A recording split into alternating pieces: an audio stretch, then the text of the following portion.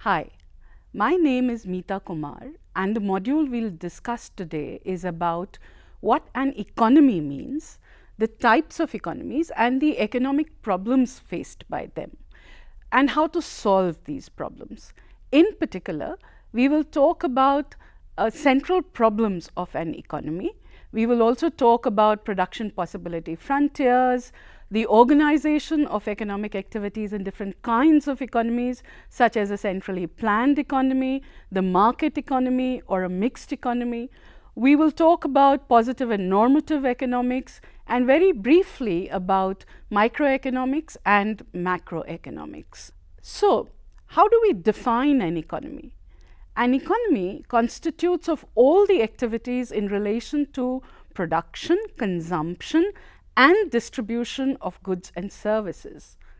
Let us first understand what we mean by goods and services. Goods are tangible objects which are used to satisfy human wants, and services are intangible objects which are used to satisfy human wants as well. Things like wheat, apples, chocolates, phones, cars are all goods. Education, health, banking, transport, etc. These are services. The central problem of an economy is that human wants are unlimited. A good way to start to think about this is to list everything that you want. How long is that list? With the resources that one has, all the wants of an individual cannot be fulfilled at any given point of time. Therefore, human beings need to choose which wants to satisfy and how best to use the available resources to satisfy those wants. One has to make informed choices about what to consume and what not to consume. For example, if you have 100 rupees as pocket money every month and you love to consume ice creams, chocolates, biscuits, how should you spend the rupees 100 such that you get the most out of your money? The problem at the level of the economy is similar. Any nation has a limited amount of resources: land, labor, forest, minerals, water, machines and factories. All these are limited. A nation therefore needs to decide on how to allocate these resources towards the production of different goods and services so that its citizens are best off. Of course, things are much more complicated at the level of the nation. It is much more difficult to decide what makes a nation better off or best off, and much easier to decide what makes you best off. Basic problems arise because human wants are unlimited and resources are limited. Thus, Lionel Robbins, the famous British economist in the early 20th century, defined economics as a science that studies human behavior as a relationship between unlimited wants and limited resources which have alternative uses. The limits on resources and their alternative uses gives rise to the problem of what to produce and in what quantities to produce. What if resources were unlimited? Obviously, then the problem of what to produce or in what quantities to produce would not arise. Why? Because then the economy would be able to produce everything that everyone wants or needs in whatever quantities they wanted. But since the resources are limited, the economy has to decide to produce certain commodities in limited quantities. So, consider a farmer who has a plot of land. He decides to grow wheat on this plot of land. Then, he cannot use the same plot of land to grow potatoes or tomatoes, can he?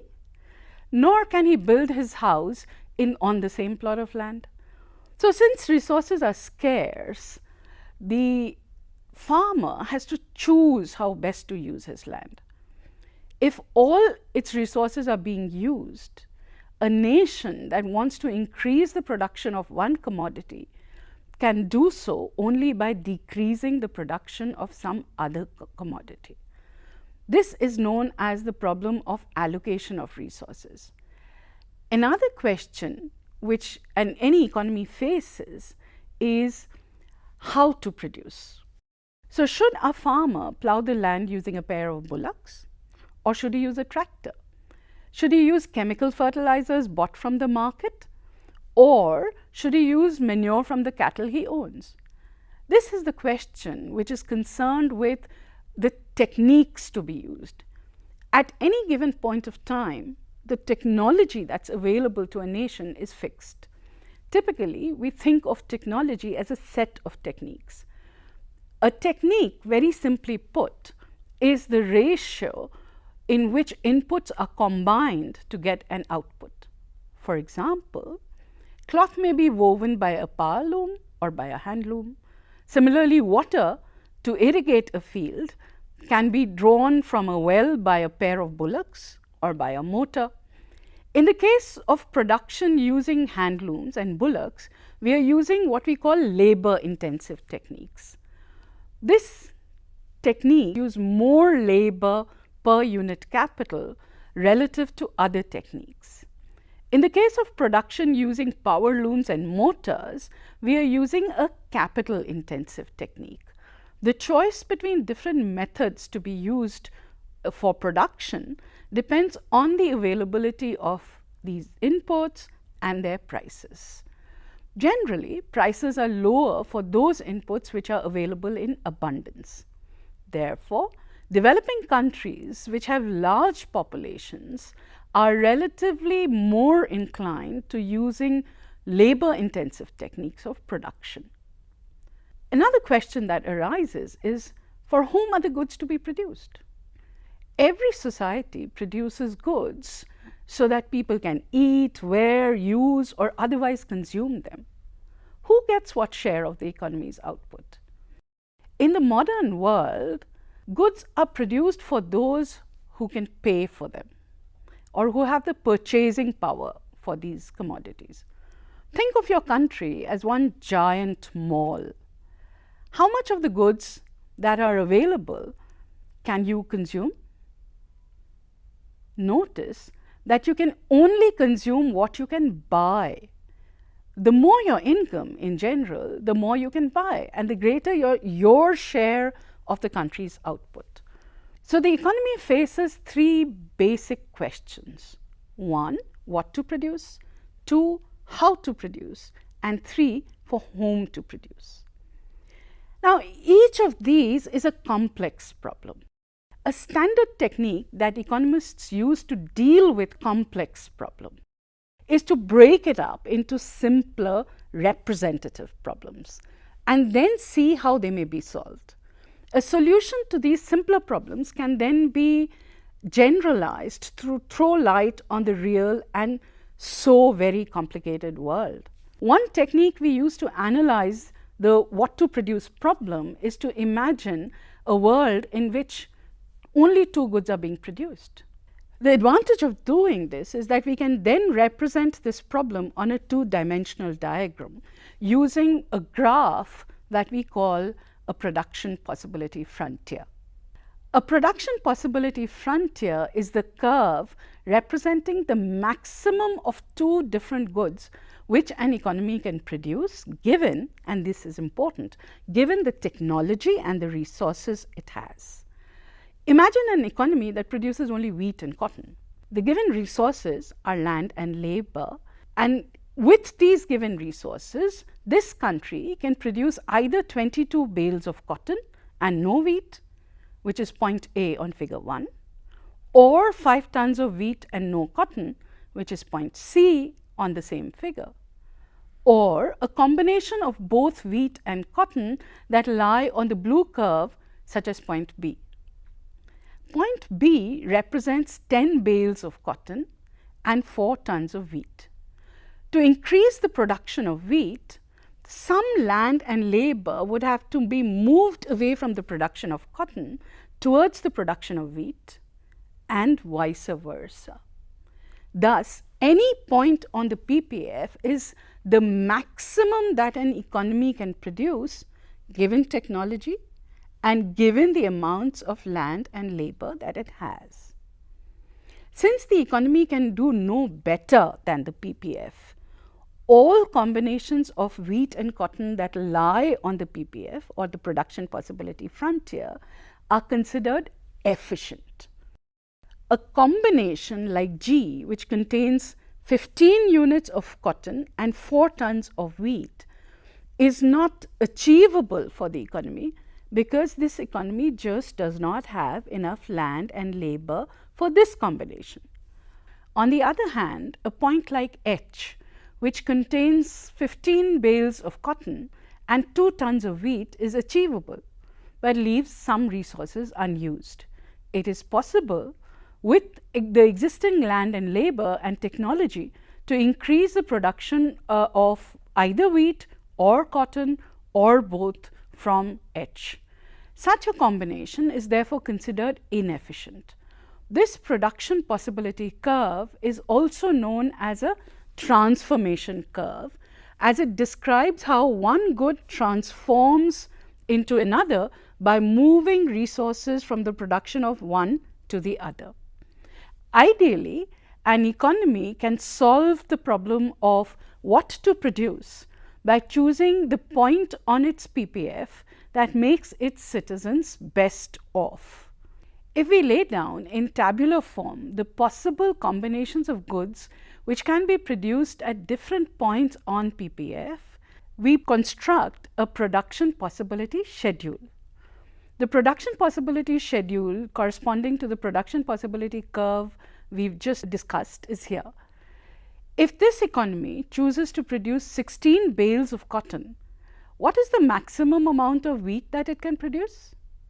You can see from table 1 that this will be 3 tons at point D. Suppose this same economy chooses to produce 2 tons of wheat. Can it produce 20 bales of cotton? Table 1 tells you it cannot.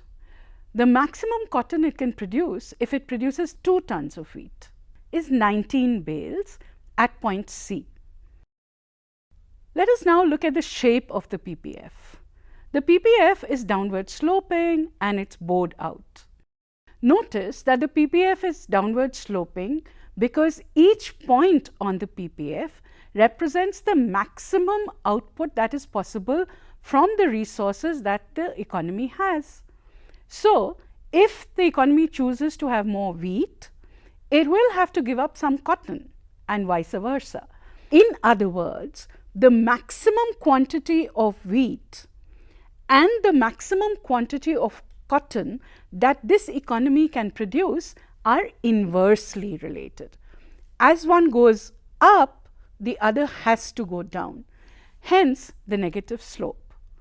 Economists define opportunity cost as what must be sacrificed in order to get something. This helps us explain why the PPF is bowed out. Let us examine the PPF on which table 1 is based again. In order to get the first unit of wheat, the economy sacrifices 1 unit of cotton. We say that the opportunity cost of the first unit of wheat is 1 unit of cotton. 2 units of cotton have to be given up for the second unit of wheat. So, the opportunity cost of the second unit of wheat is 2 units of cotton. Notice that to get the 5th unit of wheat, 10 units of cotton have to be given up. So, the opportunity cost of wheat in terms of cotton is increasing. This gives the PPF its bowed out shape. Why does the opportunity cost rise? When the economy chooses to get the first unit of wheat, obviously land and labor have to be shifted from the production of cotton to the production of wheat. The first lot of factors shifted from cotton to wheat is likely to be those least suited to the production of cotton. So, the sacrifice in terms of cotton is only small, it's 1 unit. As more and more factors are shifted out, these are likely to be those much more suited to cotton. The sacrifice in terms of cotton grows larger. The opportunity cost of wheat rises. In general, therefore, increasing opportunity costs arise because some factors may be better suited to the production of one commodity than the other. The shape of the PPF represents the phenomenon of increasing opportunity cost. We now move on to talk about shifts in the PPF. An outward shift in the PPF shows growth in an economy. It shows that the economy is able to produce more. The PPF may shift in two situations. One, the expansion of resources, and two, in case of an increase in the productive capacity of the existing resources. When the expansion of resources takes place, there is an increase in the resources. For example, more people have joined the labor market, or more land becomes available for cultivation, and the PPF shifts outward.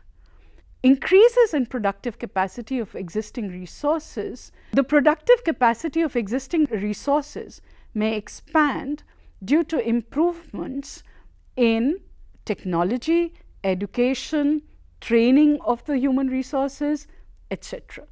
In this case also, the PPF may shift outwards. How would the PPF move if technology of production of one commodity improves and that of the other remains the same? Suppose that the technology to produce cotton has improved. The maximum amount of cotton that the economy can produce with the amount of land and labor that it had has now increased. If the economy chooses to produce only cotton, it now produces not 22 as it was before, but 28 bales of cotton. But the technology to produce wheat has not changed. So, if the economy chooses to produce only wheat, it will still produce 5 units of wheat as before. The PPF therefore shifts out along the y-axis as shown in the figure alongside. Similarly, when the advance in technology leads to an increase in the productivity of wheat, the PPF swings along the x-axis. This is shown in the figure alongside.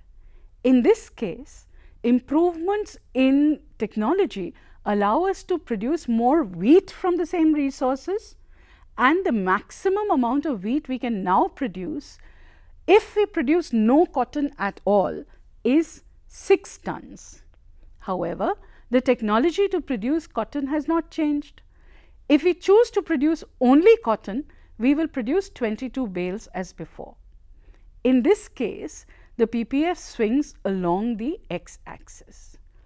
So, we will use a small exercise to figure out if we've understood all the concepts we've discussed so far. So, state whether this is the following are true or false. In an economy, resources and needs are unlimited. True? Answer: not true, false. B, there cannot be a parallel shift in the production possibility frontier. True? Not true, false. The point beyond a PPF represents unattainable levels of output. True or false? True. Let us now talk about the organization of economic activities. There are different forms of economy where the question of what to produce, how to produce, and for whom to produce are dealt differently. Let's take a look at these economies. The first of these, and the most usual, is the market or the capitalist economy. A capitalist economy is an economy where the means of production are owned by individuals who take their own decisions independently. This economy is also known as a market economy. In this economy, producers are free to produce what they want in any number of goods they want for any consumer and with whatever techniques they choose to use. So, they solve the problem of what to produce by seeing which goods would fetch them the maximum amount of profit. They decide on the technology by selecting techniques that involve the least costs. They will solve the problem of for whom to produce by producing for the people who are able and willing to pay the highest prices. Economies such as those of US, France, Germany are commonly considered market economies.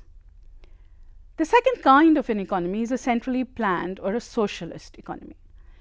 In the case of socialist economies, the means of production are owned by the government or by a central authority that plans the different economic activities.